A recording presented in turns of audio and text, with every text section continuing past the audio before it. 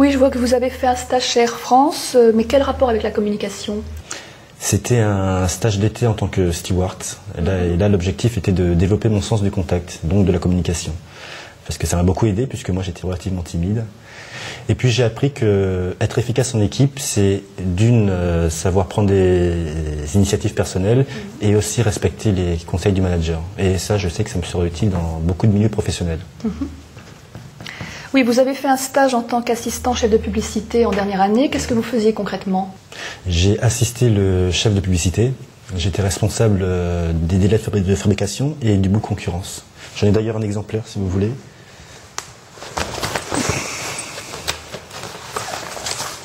Merci. D'accord. Et qu'est-ce que vous avez retiré de cette expérience? Bien que la publicité, ce n'est pas que de la création, Oui. c'est aussi de la rigueur et de la logistique. C'est-à-dire?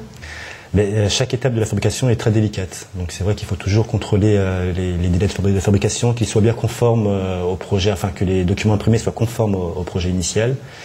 Et être du coup très vigilant, très exigeant par rapport au chef de labo. D'ailleurs, moi j'ai dû faire preuve de pas mal de diplomatie puisque j'ai dû demander de refaire un jeu de couleurs qui n'était pas satisfaisant à mon chef de labo qui avait 20 ans de métier, moi tout juste stagiaire, ça n'a pas été... Et ça s'est bien passé? Très bien, tout est sorti en ordre et dans les délais et sans erreur.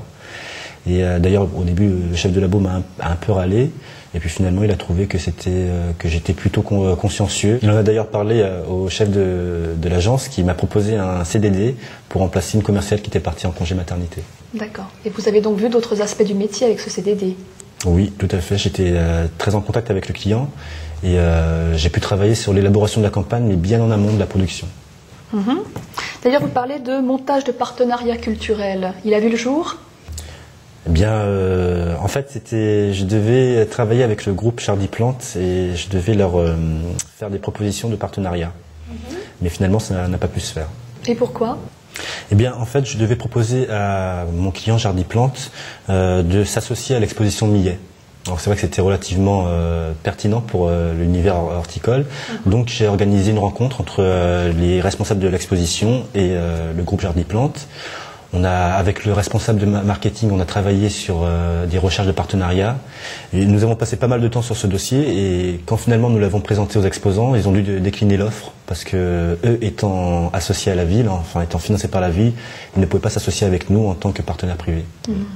Et ça, vous ne l'avez su qu'après l'avoir proposé à votre client? Oui, mais en fait, personne n'y avait pensé. Mais j'aurais dû anticiper et valider ce point légal. Mais enfin, du coup, on a perdu beaucoup de temps avec le client et il a dû se contenter de la campagne presse.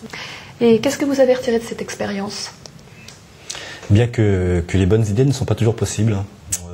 On peut avoir des bonnes idées, mais sans s'engager, enfin, il ne faut pas s'engager sans avoir bien vérifié sa faisabilité technique, légale. Et puis c'est aussi la responsabilité du commercial de l'agence. Et à titre personnel, comment avez-vous vécu cet échec? Bien, ça m'a un peu calmé sur le moment. C'est vrai que ça a été difficile à avaler. Mais enfin, heureusement, ni le directeur de l'agence ni le client ne m'en ont tenu rigueur. Ça m'a d'ailleurs motivé pour redoubler d'efforts. Mais par exemple, je me suis beaucoup plus impliqué sur l'organisation de l'inauguration. C'est-à-dire que j'ai contacté des traiteurs, j'ai fait faire des devis que j'ai soumis à mon client, j'ai fait venir un spécialiste paysagiste qui donnait des conseils sur la mise en valeur des jardins. Il y a aussi le responsable des floraleries de Nantes qui est venu présenter ses plus beaux spécimens de plantes rares. Et mon manager et le client ont été très satisfaits. D'ailleurs, le chiffre d'affaires de la première journée a doublé par rapport aux prévisions. Bien. Et quelles sont vos qualités? Je pense que je suis curieux du monde qui m'entoure. Mes amis disent de moi que je suis passionné. J'aime aussi mener mes projets à terme. Et oui, je pense que je suis plutôt tenace. Et vos défauts? Mes défauts, je pense que j'ai le défaut de mes qualités. C'est-à-dire, j'ai envie de tout faire. Donc, c'est vrai que je prends peut-être trop de responsabilités. Et puis, peut-être que ma ténacité est perçue comme de l'entêtement par rapport à mon entourage. D'accord.